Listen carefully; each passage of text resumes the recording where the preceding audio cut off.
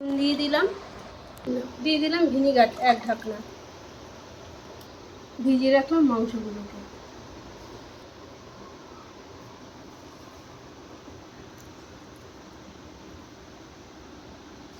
তো ভিনিগারে মাংসগুলোকে ভিজিয়ে রাখলাম নুন দিয়ে। 1 ঘন্টার মতো রেখে দেবো। বন্ধুরা, তোমরা কেমন আছো? আশা করি ভালোই আছো, আর আমরাও ভালো আছি। আর অনিতা অফিসিয়াল চ্যানেলে শাক রেসিপি নিয়ে চলে এসেছি। আর এখানে নিয়ে নিচ্ছি 2টো পেঁয়াজ কেটে নিয়ে নিয়েছি, বেটে নেব শুকনো শুকনো করে। নিয়ে নিয়েছি আদা, নিয়ে নিয়েছি রসুন, এগুলো সব বেটে নেব। আর নিয়ে নিয়েছি কাঁচা লঙ্কা, 5-6টার মতো কাঁচা লঙ্কা দিয়ে দিচ্ছি। ভালো করে বেটে নিই শুকনো শুকনো করে। দিয়ে দিলাম জিরের গুঁড়ো 1 চামচ, 1 চামচ ধনের গুঁড়ো, দিয়ে দিলাম বেকিং পাউডার, দিয়ে দিলাম গোলমরিচের গুঁড়ো,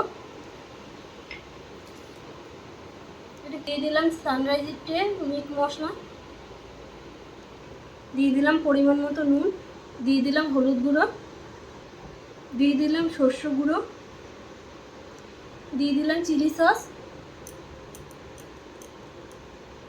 দিয়ে দিলাম পেঁয়াজ রসুন বাটাটাকে। ভালো করে মাখিয়ে নিচ্ছি। আমি 1 কেজি মাংস নিয়ে নিয়েছি, ভালো করে মাখিয়ে নিচ্ছি মাংসের পিসগুলো। তো এরকমভাবে কেটে কেটে নিয়েছি, মাংসগুলোকে কেটে নিয়েছি।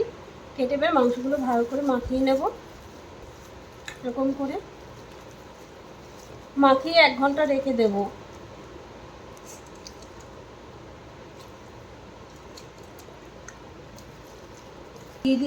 দিয়ে দিলাম পাতিলেবুর রস, রেখে দিচ্ছি 1 ঘন্টা। হয়ে গেছে। কড়াইতে তেল দিয়ে দিচ্ছি, ময়দা নিয়ে নিয়েছি। আর ময়দার ভিতরে গোটা জিরে দিয়ে দিচ্ছি, একটু নুন নিয়ে নিলাম ময়দার ভিতরে। তাই যে মাংসের টুকরোগুলো ময়দার ভিতরে দিয়ে নিচ্ছি। এই যে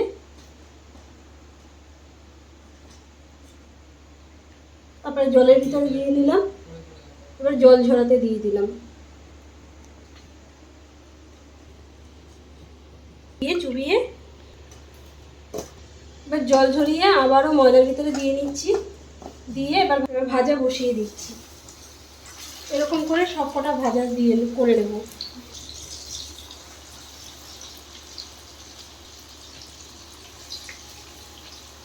তো এগুলোকে উল্টে দিচ্ছি। এই যে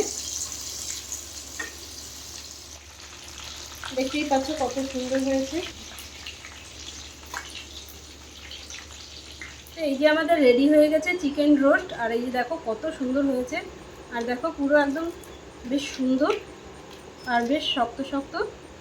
সস দিয়ে খেয়ে নিচ্ছি,